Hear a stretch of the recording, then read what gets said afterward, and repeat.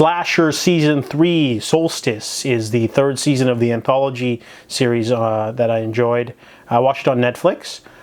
Basically, it's about a apartment neighborhood, not a good one, apparently.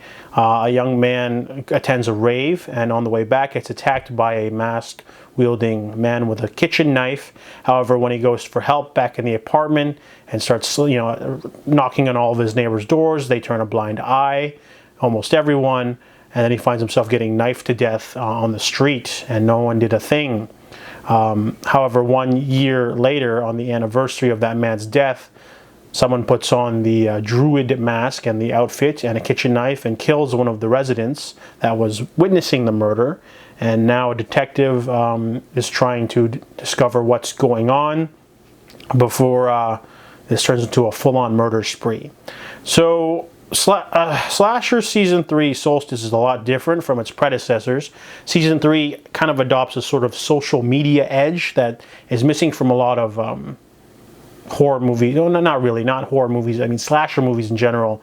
It definitely, the social media aspect gets pushed to the forefront. It's like the main theme, going viral, getting subscribers, being obsessed with technology and things like that. It's one of the major things that's going on.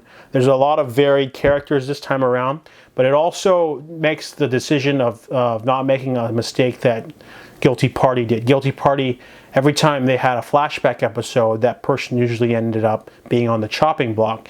This season decided not to do that because, if you do that, then people, guess who's going to die. So what they do is they just throw in flashbacks randomly, and you don't know who's going to die. But he still get that character development, and they find a way of not telegraphing their future moves. So overall, the Slasher Season 3 is pretty gory too. It's probably the most gratuitous. I feel like the season's trying to one-up itself in certain ways, which I didn't like. It was getting really gratuitous at points.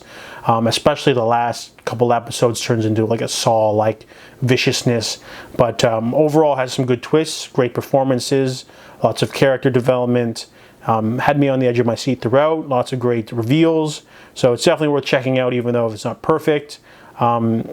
Yeah, it's definitely up there. I definitely recommend the Slasher Season 3.